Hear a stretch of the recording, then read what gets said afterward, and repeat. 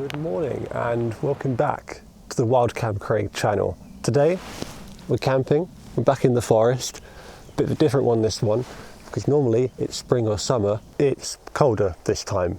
Days are a lot shorter. I've come here in December, so last night as an example I got here at 4 p.m, which was the dead of night, and I set up this little bivvy bag here by the fire. I lit a lovely fire and I had a cup of tea, had a little bit of food, some beans, some noodles, nutrition. Had a long night, and now I'm ready to actually have a day. Although this day will be about 8 hours, I want to have it. So now is when I need to find some firewood. We're going to go for a walk, try and find some little sticks to make a little base fire, get it down to embers, like a frying pan on top of that, some butter in the pan, some salt and pepper if it's still dry, and some eggs, and then make that into a nice little bit of scrambled eggs, and then put it in some bread. Essentially a gourmet meal. So I know you're all jealous watching at home of the ordeal that I have to go through to make this breakfast, but at the end of it I might even have some heat left. I can get a saucepan, put some water in, make a cup of tea. That's luxury to me. So we're going to do that, and then go for a walk afterwards to try and build a better camp, because I have a tarp, but rope even, but this is all I had last night, this little bivvy bag, because I got here in the dark and I couldn't really do much else, couldn't see anything, and it was bloody freezing. So that's the ordeal. Off to get some firewood.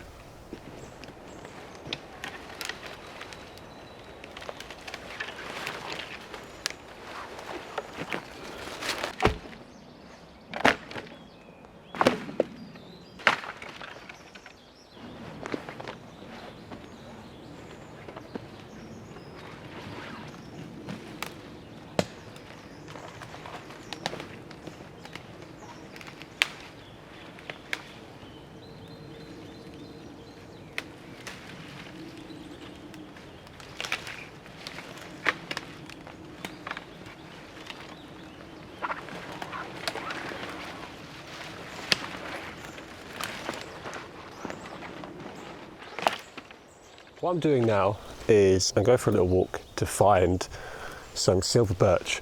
Now, silver birch is a native deciduous tree to the UK, so right now it shouldn't have any leaves, but the bark, because it's winter especially, the bark will have a lot of sap in it.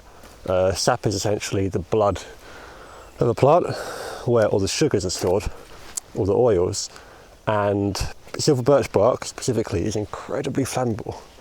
So even though it's wet, you can see just how muddy the ground is here. It should, in theory, burn really well. So we're going to try and find some of that, try and feather some of it off, and then light a lovely fire. So I'll let you know when I find some.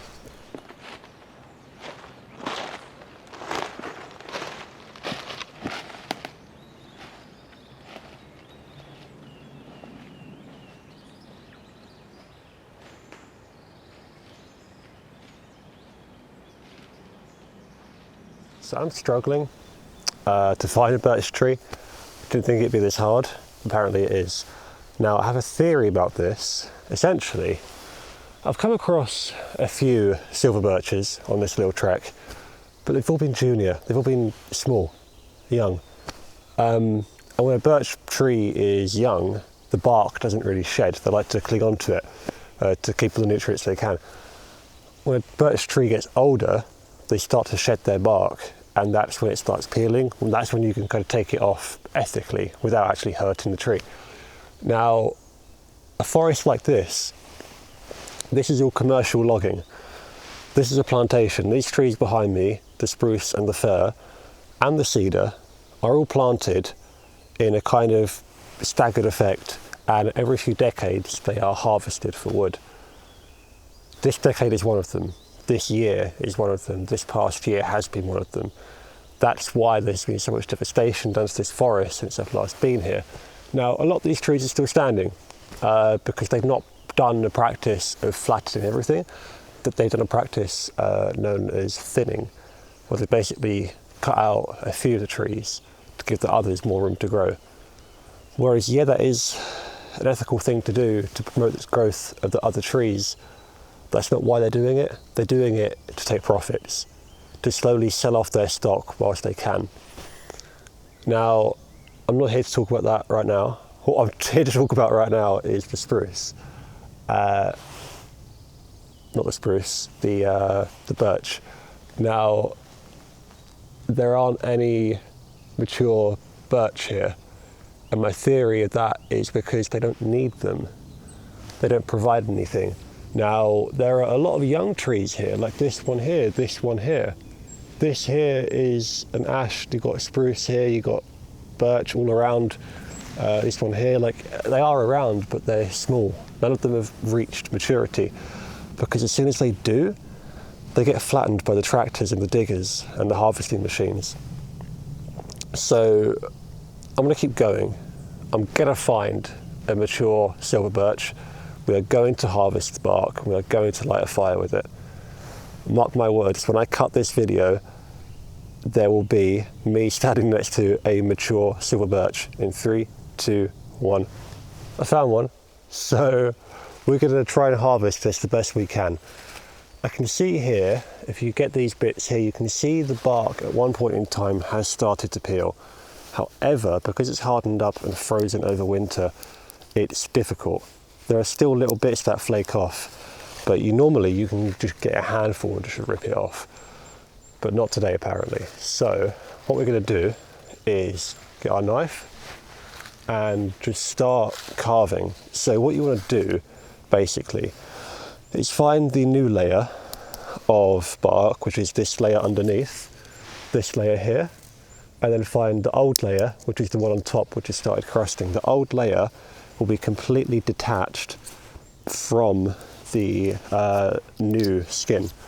So you can take it off like this, just get your knife under it and just slowly prise it and carve it out.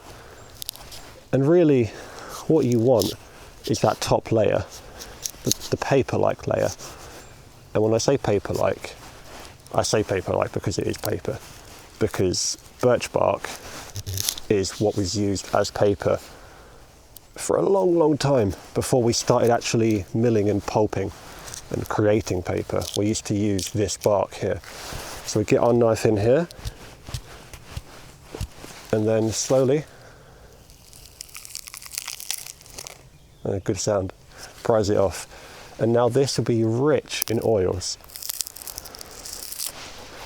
And that should burn really well. You can see the green here means that it's been taken over by this moss, but even underneath the oils will still be here. So we'll get this back to camp, we'll feather it down, we'll make it really splintered. And then, after I've collected a lot more, we will hopefully get a fire going with it and cook our eggs, because I need my eggs. I am a hungry man.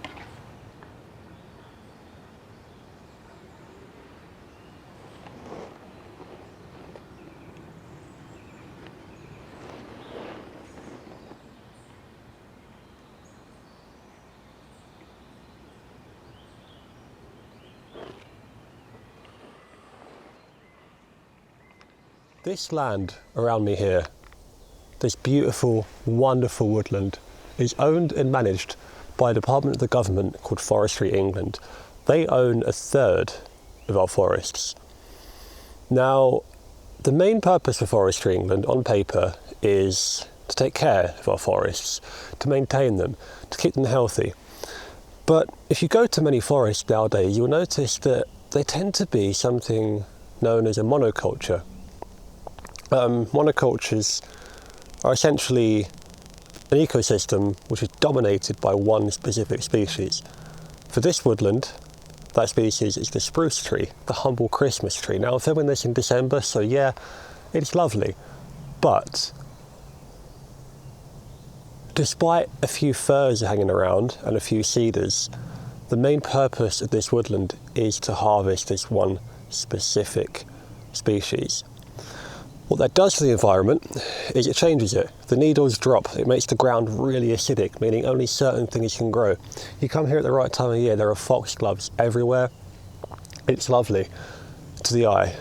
But despite this being essentially a monoculture, for Forestry England standards, for British ecology and British woodland standards, this is amazing. This is so biodiverse. There are dung beetles around, there are buzzards in the sky, there are foxes, there are deer, there are boar, there's everything here, we've got it going, but the thing is that it's only a shadow of what it should be. And what Forestry England do is they plant these trees. These giant tall trees you can see behind me are planted for one purpose and one purpose only, to be sold. Every year they harvest about 1.2 million tonnes of these trees. And despite that, despite the harvesting of so much wood, we still import most of our timber. We import, I think it's about 80% of our timber. And the stuff we harvest here, these trees around me, right now my tripod is on a tree stump of a tree that got cut down in the last few months. And there's a high chance, there's an 80% chance that that tree is being shipped off somewhere else. It's fascinating to me because we import so much of our timber from all around the world, and yet we ship our timber off too. So places, ironically, that get a lot of our wood nowadays and at an increasing amount is Sweden and Finland, which you'd think wouldn't necessarily need it, but apparently they do, and apparently we've got the right wood. But what that leads to essentially is this little patch here, which was decimated a few decades ago and has since recovered slightly. As you can see, these fairly young trees growing here. I mean, these aren't young, but they're not old. These are mere decades old, especially when you look at this little one here, this beautiful red cedar. Now, what it means is that when the big lorries drive through here and they cut all the wood, they harvest it, they drag it all through, it leaves destruction, which is what I see now.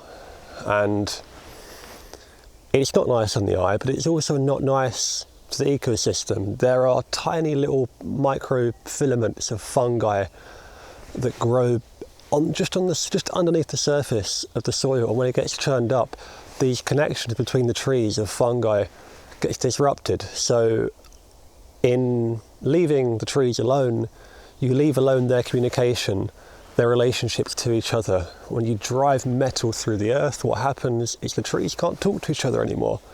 And when one tree gets ill, it dies because the one next to it can't help it anymore. So I actually set a few cameras in July, and if they still exist, if they're still here, if they haven't been chopped down, then I'm going to go find them and see what footage is on them, because there's a slight chance, there's a very small chance that I may have footage of trees being cut down, and I may have footage of said forestry workers coming and decimating this land. Now, I don't know if I do because I haven't reviewed the footage and I can't until I get home. So if there's a cut now, then we'll go to wildlife footage, or we'll go to destruction footage. So only you know in the edit and in the future. Me, I don't know anything. I'm just here trying to not be too cold. It's bloody freezing.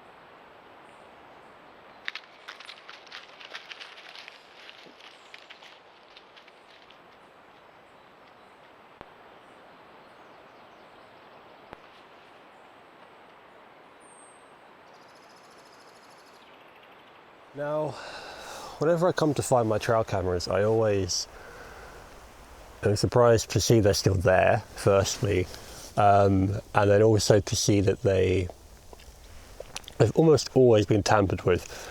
A lot of the time, I'll check back on the footage and I'll see footage of people walking up to the camera being like, just trying to figure out what it is. But they never touch it, always leave it. And I'm so grateful for that. But I have a theory, and that theory is that most people probably think these are remote. As in, when they're running, you look at them, there's a video of you being sent somewhere. That's not the case. These cameras record onto SD cards and that is it. There's no cellular activity. The footage isn't going anywhere. If you record on one of these, it records into simply just an SD card.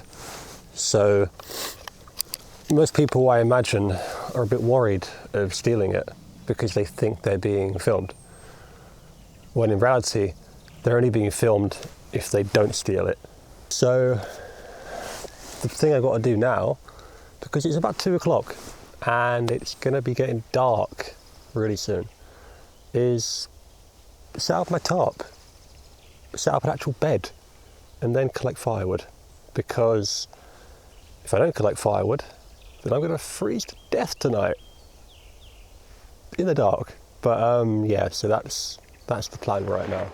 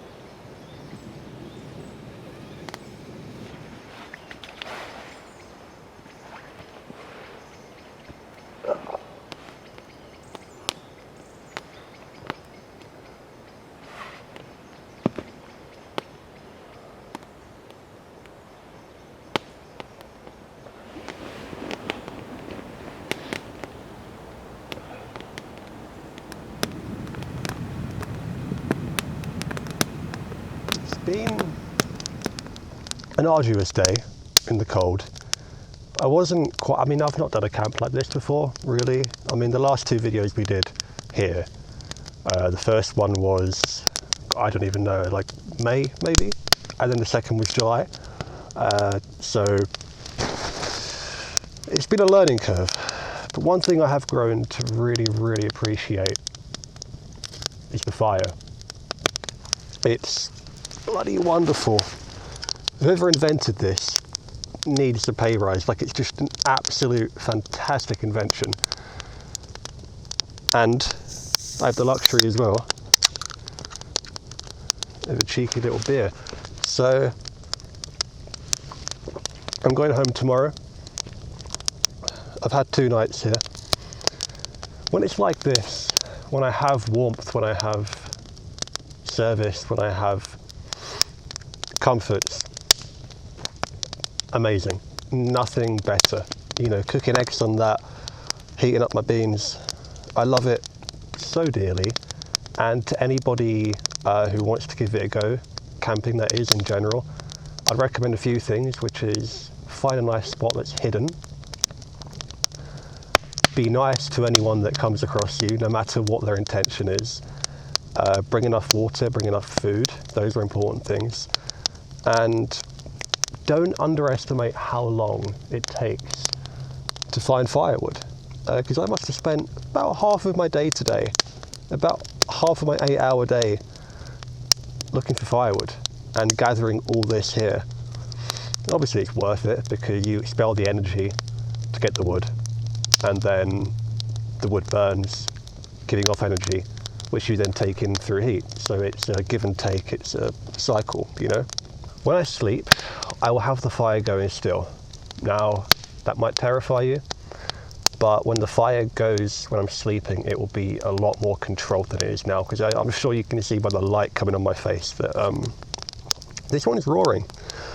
So when you do build a fire out in the woods, please make sure, please clear the area around the fire of anything flammable, any dry materials. Try and brush it down to the bare dirt. Dig a hole, keep that inside a pit, keep the heat retained in the pit. That will also in turn heat the earth around where you're sleeping. So the ground overnight will radiate heat. Be sensible. If you light any fires, just be sensible and have fun with it as well. I love doing this, and I really appreciate when you're watching this. If you are watching this still, if you're still tuned in, it means the world to me. It's who I align my you know, like the most with, English. I align myself with this the most. This is essentially who I am, finding comfort and discomfort within the natural means of living, with everything stripped down to the bare minimum. Being in the cold, being outside. I'm absolutely blessed that it hasn't rained. It could have rained, and that would have put a real dampener and things, but it hasn't rained, so we're okay. It's raining embers, which these embers I'm pretty sure are visible for a long way, but it's better than water, isn't it, really? It's quite nice. Tomorrow,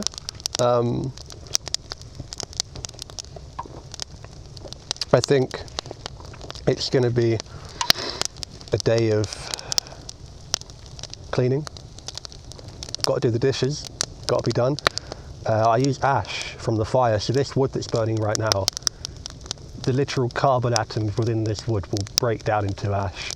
Then I'll use that ash to clean my egg pan, to clean my cutlery, because ash is sterile and it also can cut through fat, so you don't need soap when you're using ash, as long as you do it properly.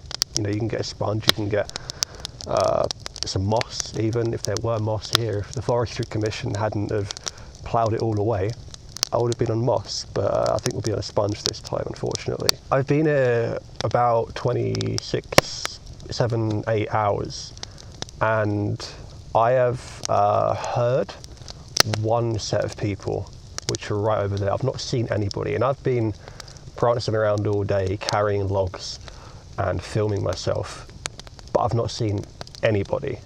Nobody has seen me. And normally in the summer I'd come across people.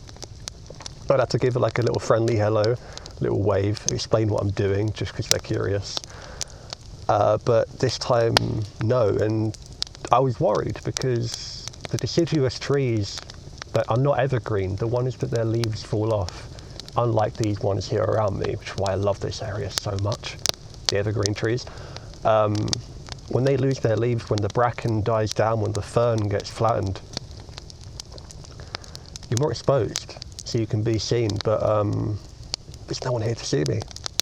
Earlier this evening, afternoon even, I put out a trail camera, which I won't go into detail now because tomorrow there'll be a lot of detail on it. But basically, a company called Browning, they've sent me a free camera. They sent it to me for free. They've not paid me, but they've given me the item to do a little review on, to test it out.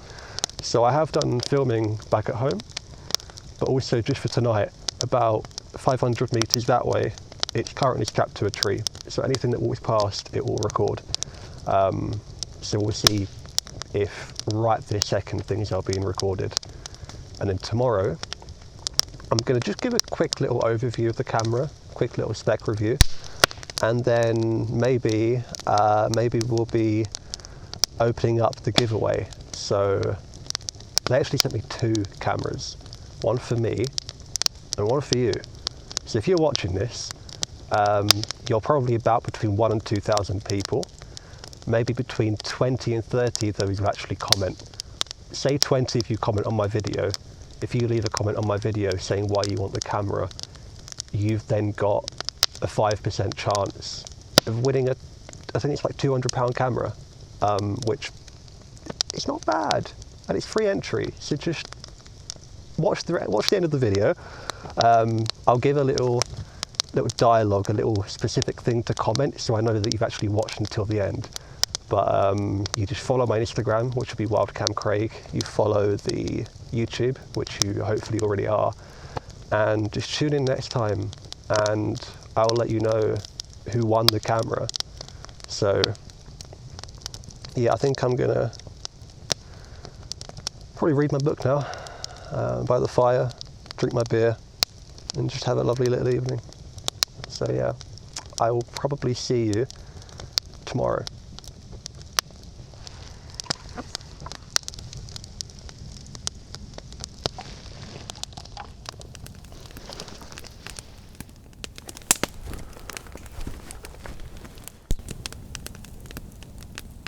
What you see before you hear is a man who spent many hours last night trying to tame a fire, trying to keep it going, trying not to burn himself, failing on a few things, being covered in soot, looking like a bloody chimney sweep. Oh. But I'll tell you what, I lived. I actually didn't even go in my tarp last night. I just stayed. I just stayed here, which was an interesting position because the tarp would have been a little bit warmer, but there's just something unfathomably beautiful about sleeping by the fire. So that's what I did. I put on my little woolly hat and I slept by the fire. So today is going to be a much shorter day because I live about 6 or 7 hours from here by public transport. And so I'm going to have to be gone by about 1 o'clock today. So,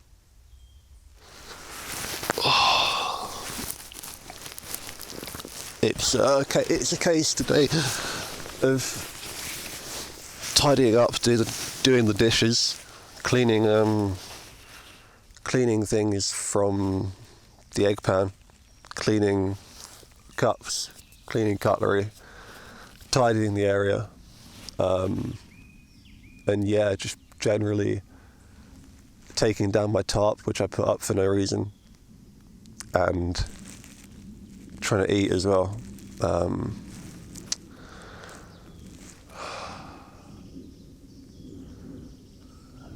Yeah, so I guess what I'm going to do right now is get some food in me, and then we'll have a look at the that Browning trail camera that I was talking about that they sent me. We'll have a look at that. We'll see what footage was on that, and then one thing I do want to show you is when I was here last time. Obviously, we've spoken about the felling, how they cut down a lot of these trees around here.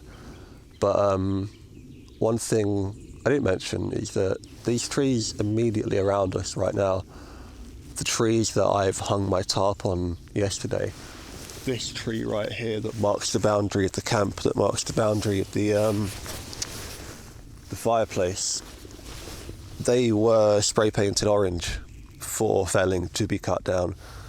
But last time I was here, I took a pickaxe and chipped away at the paint marks in efforts to basically unmark the trees, and it worked.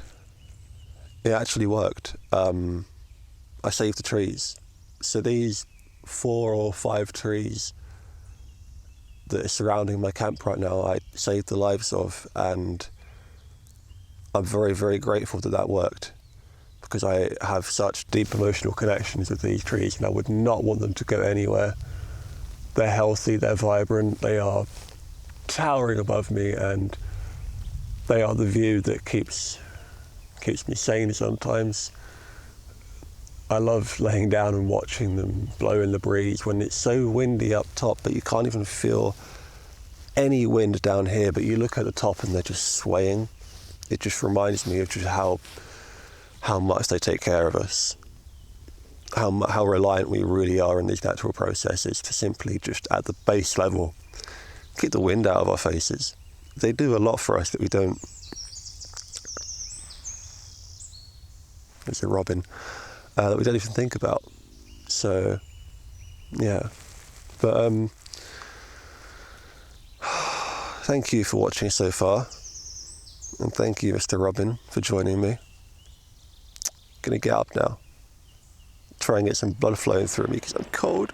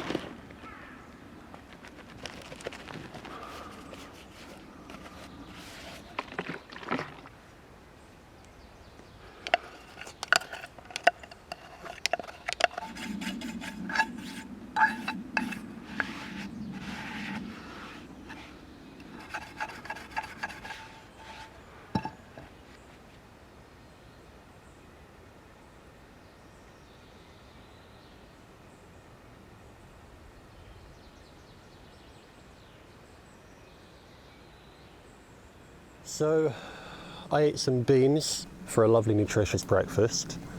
I tidied the camp away and had a little walk around and did the washing up too. So now is the part where we go check on the trail camera, the brand new Browning one that I put out yesterday, and give you a bit of context. So a few months ago, a lovely company called Browning, they sent me, if I don't fall over in the mud, they sent me one of their cameras to try out. It was called a Spec Ops Elite HP5, and I loved this camera. I do love this camera, I'm still using it. I'll insert some current footage right here.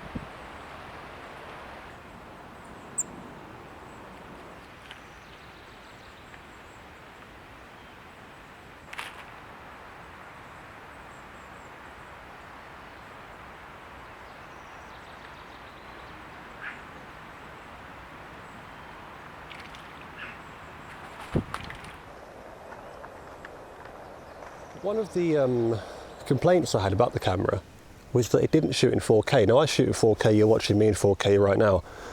The Spec Ops Elite shoots 1080p, does do slow motion but not 4K. So after I made the video, Browning got back in touch with me and they said, hey Craig, we've got a camera that shoots 4K. It's called the Dark Ops Nano DCL Nano, one of the two. And they sent it to me to try out, to review. So over here, I put it up on this tree last night, and I doubt it's filmed anything really, maybe a squirrel or two, because it's been one night, but I did try it out as well back where I live on the south coast, and I love this camera. From the amount I've used it, the size of it is tiny, the camouflage is fantastic. It has an axis where you can angle it up and down, which a lot of them don't, so you don't have to put like sticks to angle it up and down, which I love. Shoots 4K, which is the most important thing. So the great news is that I got back in touch with Browning and I said, hey, it'll be great. I was being cheeky, I said, send me another one. Send me another camera so I can give it away to my lovely YouTube audience, which is you. So, before I tell you the criteria for entry for this giveaway, I'm going to quickly put this camera down, find some language, learn how to speak, and run through the features, and then we'll look at it, if that's okay with you. So the good news is that the camera is still here. Now, you might notice about this one, is the camouflage is a bit darker than the other ones, meaning, especially in the winter time like this, the camo is much more suited to actually what's going on around it, which is to say, if I got a bit of mud and grass and put that on top, well, hey, you can't even see it, can you? So, this camera is running right now. It's recording you right now, if I set it up correctly. And we're going to have a look at it. So, these, like all Browning cameras, they do time lapses, photos, videos, infrared night vision. So these here are infrared flashes. It's got two cameras, two lenses in there. So when it detects something moving, it records or takes a video, does a time lapse, or whatever you want it to do. I have mine set up to do videos, because I do videos. So this one here should be in theory recording right now. If I open it up here, we have a look. So when you have it up here, I can see it's filmed 9 videos. Now, I'm not too hopeful for what these 9 videos could be. It could be 9 videos of me. It could be 8 videos of deer. It could be falcons, dinosaurs, I don't know. But we click into the right arrow here, get the screen back up. We press the right, and if you excuse my dirty fingers, I've been playing in the mud all morning. If we press the right arrow, we get our playback. So that's me. This is still me. We've got a video of a lovely deer right here. So we filmed deer last night. We filmed me again. And this is all me. So the good news is that we got one piece of footage from last night, a deer perusing over there. I do believe is probably a fallow. All I had to do was strap this to a tree, turn it on, close the door, and walk away. Very easy. So whether you are an ecologist, a hunter, a gamekeeper, or you just like animals, this camera is so usable for anyone really. So when it comes to the giveaway, what I want to do is give this camera, not this specific one, I have one that's still boxed, pristine condition, brand new, worth about £170. I want to give it to you. What you need to do for a chance to win this camera is like my video, subscribe to my channel, and I do have ways of finding out. Follow my Instagram, WildCamCraig, and comment on the video. Tell me why you want this camera, what you're going to do with it. The most intriguing and pure and wholesome answer wins. So whether you're a filmmaker with no camera gear, whether you just want to film squirrels in your back garden, tell me what you want to do with it. And if I like your answer, you'll get it. I don't get that many comments on my videos. So if you leave a comment, you've already got a really high chance of simply winning a free camera. Now the comment can't be on Facebook or Instagram, it has to be on the YouTube. And leave, please, a contact information, such as an email or an Instagram link, some way I can get in touch with you. Thank you, really thank you for watching. I love making these kinds of videos and I love making them with you guys watching. So have a lovely day. I'm off.